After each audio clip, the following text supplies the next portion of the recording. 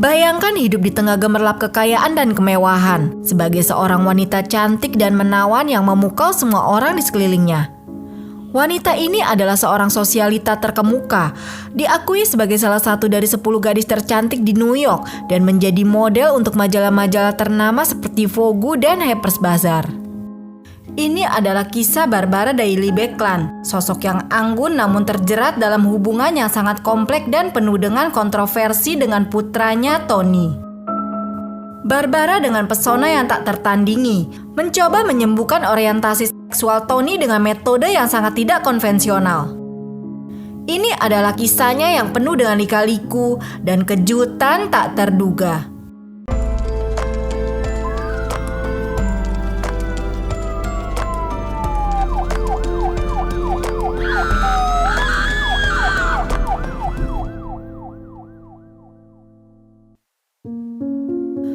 Diberkati dengan kecantikan yang tak tertandingi, Barbara Dailey lahir dari keluarga Amerika biasa pada tanggal 28 September 1921. Dia adalah anak tunggal dari pasangan Frank dan Nini Dailey. Tumbuh besar di Cambridge, Massachusetts. Orang-orang menghormatinya karena penampilannya yang selain mempesona, juga tampak sangat cocok untuk kehidupan kelas menengah ke atas. Sayangnya, takdir ternyata memiliki rencana yang berbeda untuk Barbara dan keluarga.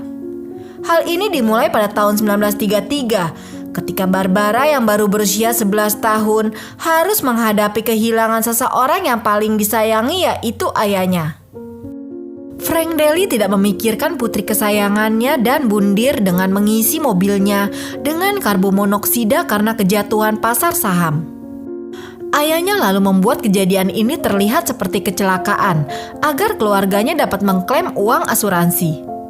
Setelah ayahnya tiada, Barbara dan ibunya lalu pindah ke New York City dan tinggal di Hotel Delmonico, di mana mereka segera menjadi terkenal di kota tersebut.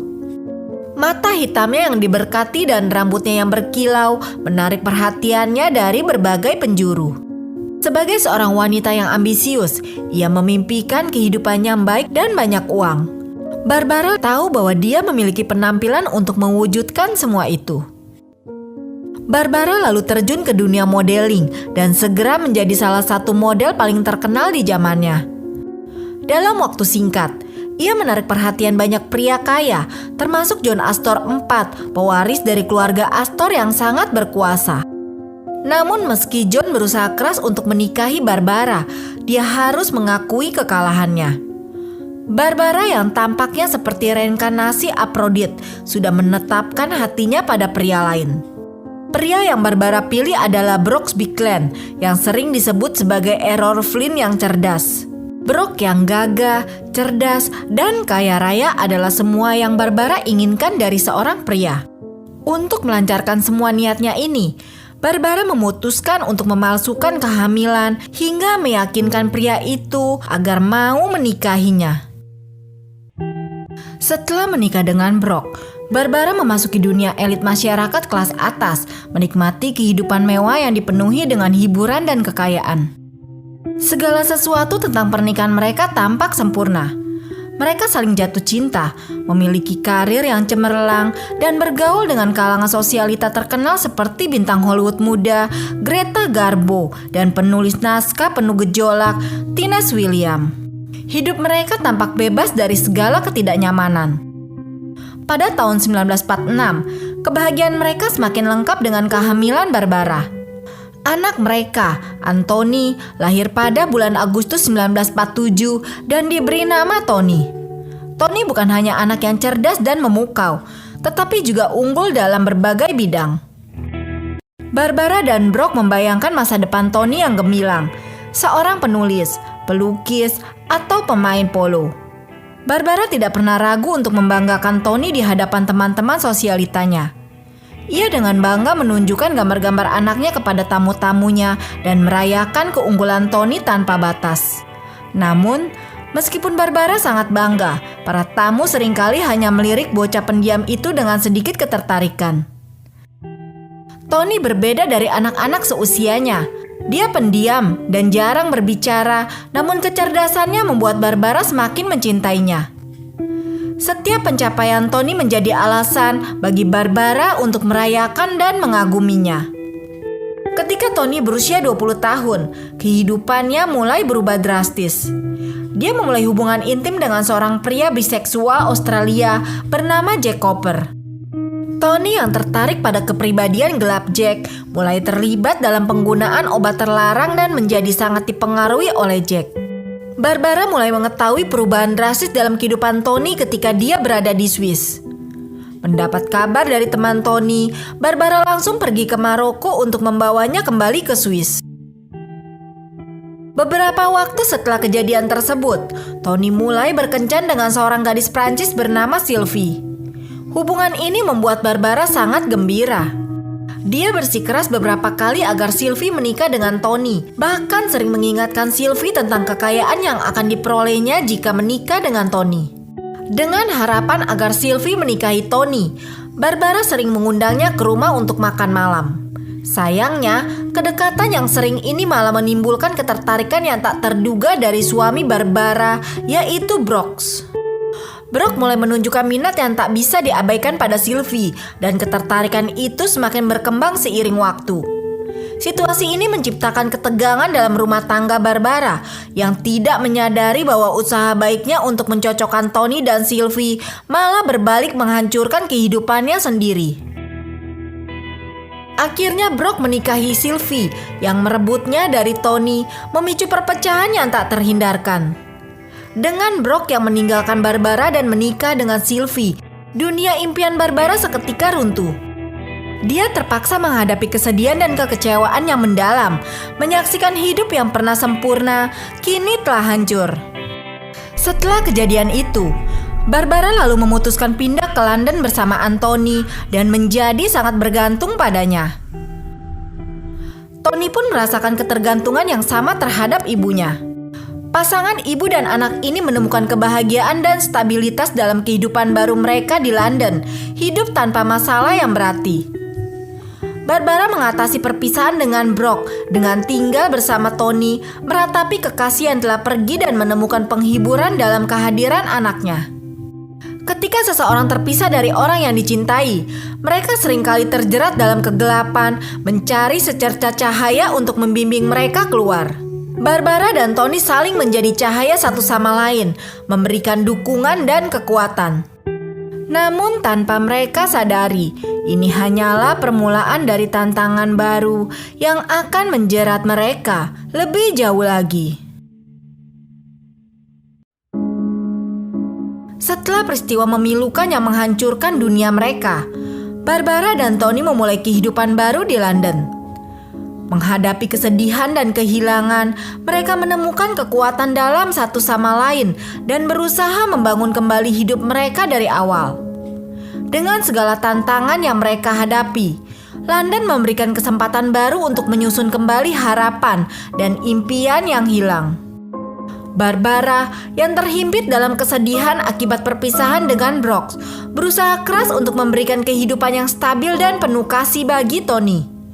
Dia menemukan penghiburan dalam kebersamaan mereka, mencoba menjadikan kota baru ini sebagai tempat penyembuhan dan kesempatan untuk memulai babak baru dalam kehidupan mereka.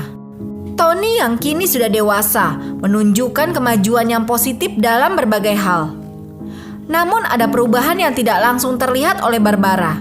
Meskipun Barbara terus memberikan dukungan dan cinta tanpa henti, dia tidak menyadari bahwa ada masalah serius yang mulai mempengaruhi Tony secara perlahan. Suatu hari, Tony akhirnya membuka diri dan mengungkapkan kepada Barbara bahwa dia sedang menghadapi gangguan seksual yang mempengaruhi hidupnya. Barbara yang terkejut dan khawatir harus menghadapi kenyataan baru ini dan mencari cara untuk membantu Tony mengatasi kesulitan yang dia hadapi. Barbara sangat menginginkan agar putranya Tony untuk segera menikah. Baginya, pernikahan bukan hanya sebuah harapan pribadi, tetapi juga cara untuk memastikan bahwa Tony memiliki masa depan yang stabil dan diterima dalam masyarakat. Ketika Tony mengungkapkan masalah emosional dan seksual yang dia hadapi, Barbara merasa bingung dan tidak tahu harus berbuat apa. Dalam usaha untuk membantu Tony dan memenuhi harapan sosialnya, Barbara mencari berbagai cara untuk mengatasi dalam tanda kutip apa yang dia anggap sebagai hambatan dalam kehidupan Tony. Barbara yang mungkin tidak sepenuhnya memahami atau tidak memiliki informasi yang cukup tentang hal ini, terjebak dalam ide-ide konvensional yang saat itu masih umum. Dia memutuskan untuk mengambil langkah yang ekstrim dengan membawa Tony ke wanita-wanita penghibur karena berpikir bahwa pengalaman tersebut bisa memberikan Tony perspektif baru dan membantu dia mengatasi perasaannya. Namun seiring berjalannya waktu, usaha Barbara untuk membantu Tony melalui cara-cara eksternal ternyata tidak membuahkan hasil yang diinginkan. Merasa tidak ada pilihan lain, Barbara memutuskan untuk mengambil tindakan yang ekstrim dan sangat kontroversial. Dalam keputusasaannya untuk menyembuhkan apa yang dianggap sebagai masalah seksual Tony, Barbara akhirnya memilih jalan yang sangat pribadi dan tidak konvensional. Barbara yang merasa bertanggung jawab penuh atas kesejahteraan putranya, mulai terlibat langsung dalam kehidupan seksual Tony dengan cara yang sangat tidak biasa. Dia mencoba untuk berperan dalam situasi intim dengan Tony, berpikir bahwa langkah ini mungkin bisa membantu mengatasi masalah yang dihadapinya. Tindakan Barbara tidak hanya menciptakan ketegangan emosional yang mendalam, tetapi juga memicu komplikasi moral dan psikologis yang signifikan. Dengan niat baik namun pemahaman yang salah, Barbara semakin memperburuk situasi, mengguncang fondasi hubungan mereka, dan menambah beban emosional Tony.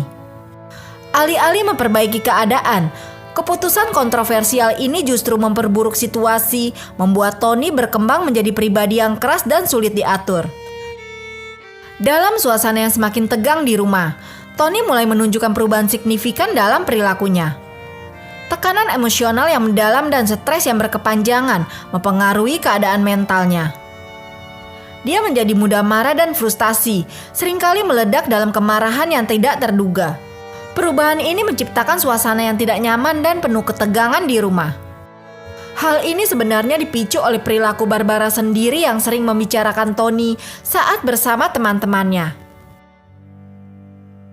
Pada suatu malam bahkan Barbara berkata pada temannya bahwa dia dan Tony sudah tidur bersama layaknya hubungan suami istri sebagai bagian dari usahanya untuk menyembuhkannya.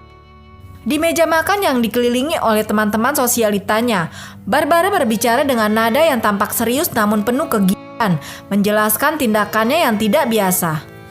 Dia menyatakan bahwa langkah tersebut adalah bagian dari upayanya untuk membantu Tony menghadapi masalahnya. Namun teman-temannya yang sudah lama terbiasa dengan kepribadian Barbara yang flamboyan dan ekstrim menganggap pengakuan tersebut sebagai lelucon yang berlebihan. Hubungan Barbara dan Tony yang terganggu membuat Tony cenderung ingin menyakiti ibunya sendiri. Dia pernah memukulnya dengan tongkat kayu, bahkan menaruh pena di mata Barbara. Dia juga pernah memecahkan telur di wajah ibunya sambil berjalan-jalan tanpa pakaian di meja makan, di depan orang-orang yang berkunjung ke rumah mereka. Kadang-kadang, Tony dan Barbara terlibat perkelahian hebat yang membuat para tetangga harus memanggil pihak berwajib. Suatu hari mereka menemukan Tony di jalan dengan membawa benda tajam sambil berteriak ingin memusnahkan semua wanita. Dia juga pernah melempar Barbara ke lalu lintas, tetapi seorang teman menyelamatkannya. Setelah kejadian itu, Barbara mengakui bahwa Tony membutuhkan bantuan tetapi dia tidak mampu memberikannya karena Brock telah berhenti mengirimkan uang saku untuk merawatnya. Namun dia menyewa seorang terapis untuk mengunjungi Tony di rumah. Meskipun terapis telah memperingatkan Barbara bahwa Tony mungkin mampu melakukan pembunuhan, Barbara tetap percaya bahwa putranya tidak akan pernah menyakitinya. Namun keyakinan ini mulai goyah pada bulan November 1972. Pada suatu hari sekitar pukul 1 siang, Barbara keluar rumah setelah membelai kucing siamnya Mr. Woods. Dia lalu makan siang dengan Missy Harden, seorang teman dekat yang tinggal di dekatnya. Sekitar pukul 15.30, Barbara lalu mengucapkan terima kasih kepada Missy atas makan siang yang lezat dan menyebutkan betapa antusiasnya dia untuk makan malam yang akan disiapkan Tony malam itu. Setelah ucapan terakhirnya yang penuh antusias tentang makan malam yang dinanti-nantikan, Barbara Daly menghilang tanpa jejak. Itu adalah saat terakhir orang-orang mendengar kabar darinya dan apa yang terjadi selanjutnya mengejutkan semua orang. Sebuah panggilan darurat masuk ke pihak berwajib dari arah rumah mereka. Suara panik di ujung telepon melaporkan adanya insiden yang memerlukan perhatian segera. Ketika polisi tiba di lokasi, mereka disambut oleh suasana mencekam. Mereka segera menuju dapur dan menemukan Barbara terbaring di lantai dengan satu luka tusuk di dekat jantungnya. Kondisi Barbara sangat parah dengan noda merah menggenangi sekelilingnya. Luka itu telah mengenai arteri utama, menunjukkan betapa fatalnya cedera tersebut dan mengakibatkan kehilangan nyawanya.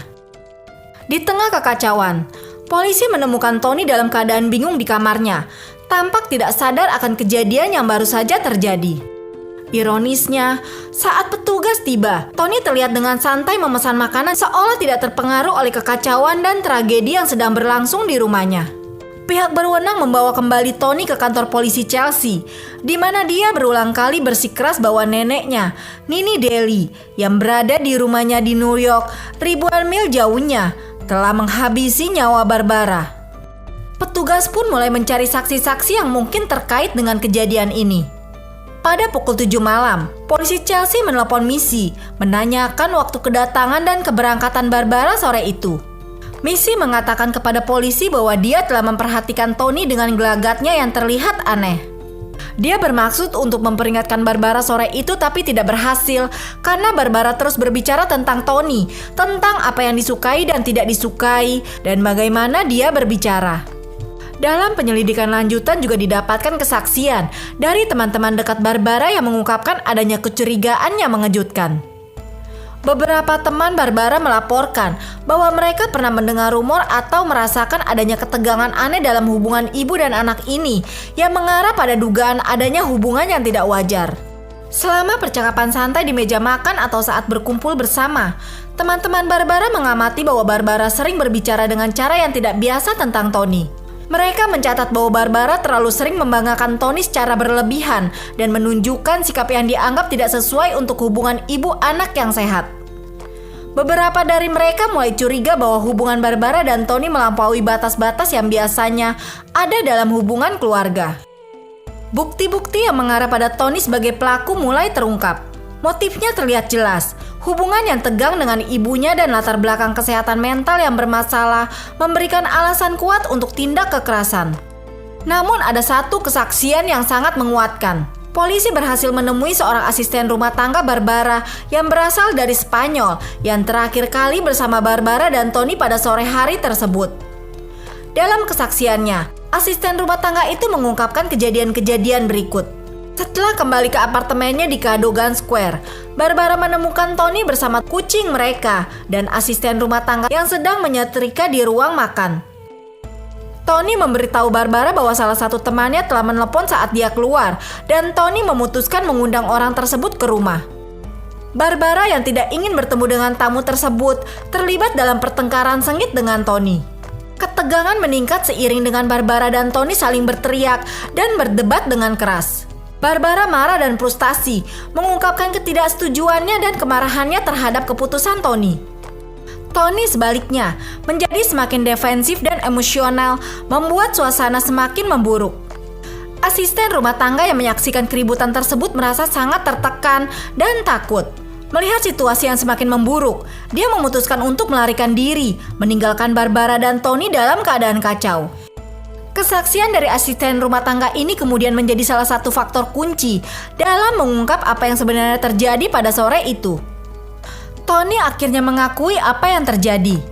Dalam pengakuannya, dia mengatakan, "Saya merasa pikiran saya sangat kacau dan saya sangat dipengaruhi oleh ibu saya. Rasanya seperti dia yang mengendalikan pikiran saya." Meskipun ingatannya tidak sepenuhnya jelas, Tony mengingat bahwa dia memukul Barbara yang kemudian berlari ke dapur karena ketakutan. Di sanalah Tony mencucuk ibunya sampai kehilangan nyawa dengan senjata tajam. Setelah Barbara terjatuh ke lantai, Tony segera memanggil ambulan. Setelah kehilangan nyawa ibunya, Tony dibawa ke Brixton. Di sana, dia tidak sepenuhnya memahami situasinya dan terus bertanya tentang keadaan ibunya hingga akhirnya menerima kenyataan bahwa Barbara sudah kehilangan nyawa. John Mortimer, seorang pengacara, membela Tony di pengadilan dan berusaha membawanya kembali ke Amerika Serikat untuk perawatan mental. Namun juri menyatakan Tony bersalah dan mengirimnya ke Broadmoor. Di sana, Tony bekerja di toko kerajinan tangan dan berinteraksi dengan narapidana lain. Nini Daly, nenek Tony yang percaya cucunya dipenjara secara tidak adil, memulai kampanye untuk pembebasannya. Kasus Tony mendapatkan perhatian tinggi dan pada Juli 1980, dia dibebaskan dengan syarat dipulangkan ke Amerika Serikat. Namun Brooks Bigland berusaha menggagalkan pembebasan tersebut, percaya bahwa Tony berbahaya. Setelah dibebaskan, Tony tinggal bersama neneknya. Sayangnya beberapa hari setelah kebebasannya, Tony mencucuk Nini hingga terluka parah, tetapi dia selamat karena senjata tajam mengenai tulang. Tony kemudian dipindahkan ke Pulau Rikers, di mana dia mengalami masalah keuangan dengan narapidana lain. Pada 20 Maret 1981, dia ditemukan sudah tidak bernyawa di sel dengan kepalanya dibungkus kantong plastik.